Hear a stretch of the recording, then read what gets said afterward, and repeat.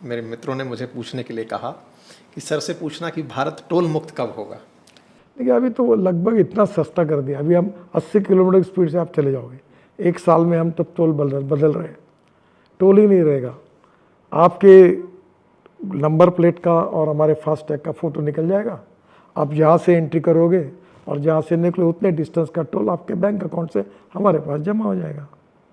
और अभी हमने नई स्कीम निकाली है कि आपको 3,000 रुपये में पास दिया है तो 15 रुपये टोल हो गया, तो 15 नहीं के बराबर टोल है। तो देखिए, if you want good services you have to pay for it.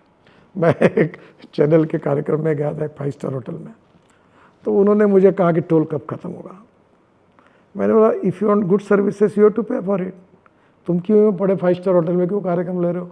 Ramlila मैदान पे बैठे, उधर 2 चेयर डाल देते, इधर कैमरा लगा देते, उधर ये 2 चाय बुला लेते, आपको चाय मैं पीता, आप चाय पिलाता, पहले 200-400 में तुम्हारा शूटिंग हो जाता। ये होटल का किराया कितना दिया, यहाँ कितने का चाय मिलता है, तुम यहाँ क्यों आए हो? क्योंकि तुमको ताम झाम करके ठाट से कार्यक्रम करना था। If you want goods roads you have to pay for it, देना पड़ेगा पैसा। और वो भी हमने कम कर दिया, 15 रुपये का टोल हो गया। अब तुम्हारे को तो नहीं के बराबर है, 200 टोल 3,000 रुपये में। ये सही है सर, लेकिन कुछ टोल्स ऐसे भी हैं जो बहुत लंबे समय पूर्व ही अपना सारा भुगतान ले चुके हैं, उनके बारे में हाईकोर्ट की टिप्पणियां भी हैं। देखिए साहब, हम लोग नॉर्थ ईस्ट में, आसाम और नॉर्थ ईस्ट में 5 लाख करोड़ के काम कर रहे हैं, वहाँ थोड़ी वायबिलिटी है। पंजाब, हरियाणा, राजस्थान, गुजरात, महाराष्ट्र, कर्नाटक, आंध्र, तेलंगाना, तमिलनाडु, यहाँ वायबिलिटी है। बिहार, यूपी में उतनी नहीं है। अब धीरे धीरे इकोनॉमी डेवलप हो रही है, तो जहाँ भी हम लोग सब रोड बना रहे तो सब जगह थोड़ी वायबिलिटी है। हमारे यहाँ 4 बच्चे हैं, सब पढ़े लिखे हैं, ऐसा नहीं है। कोई मेरिट में आया तो कोई फेल हुआ है, हमें चारों बच्चों को दे रहे हैं, इसका उधर उसको देते, उसका उसको देते, तब संसार तब ठीक चल रहा है। तो कहीं ना कहीं अब मैं आपको एक प्रश्न पूछता हूँ, अभी आप जयपुर से आए, जो आपने बताया 2.5 घंटे में आए, पहले कितने घंटे लगते थे? 5 घंटे में पेट्रोल कितना जलता था, टाइम कितना जाता था, कितने बार गियर बजाते थे, कितनी तकलीफ होती थी।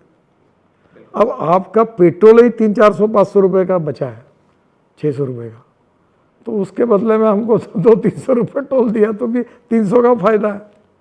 अब यहाँ AC लगा हुआ है तो बिल तो आएगा ना AC का। नहीं AC चाहिए तो पंखा लगा दें, पंखा भी नहीं चाहिए तो हाथ हिला के बैठते, तो ये भी चलता। देखिए, कहीं ना कहीं सरकार के पास पैसे कहाँ से हैं? हम लोग इतना काम कर रहे हैं तो कहीं ना कहीं हमको कर्जा उठा रहे मार्केट से, तो लोगों को पैसा भी वापस करना पड़ेगा। सर, अर्थव्यवस्था में अगर वृद्धि होती है तो भी तो सरकार के पास इनडायरेक्ट सोर्सेज से कमाई पहुंचती है, चाहे प्रोडक्शन के ऊपर लगने वाली। सरकार ये नहीं कर रही है, कितना खर्चा करे, कितनी वेलफेयर स्कीम है कल्याणकारी राज्य में। अभी कितने प्रकार की स्कीम है, हम लोग आयुष्य योजना है, ये सब्सिडी दे रहे गैस की, कितने बड़े प्रमाण पर हम लोग मेडिकल की सब्सिडी दे रहे हैं। ये पैसा कहाँ से आएगा? देखिए, कल्याणकारी राज्य का उद्देश्य ही होता है, जो दे सकता है उससे लेना चाहिए और जिसके पास कुछ नहीं उसके पास पहुंचाना चाहिए।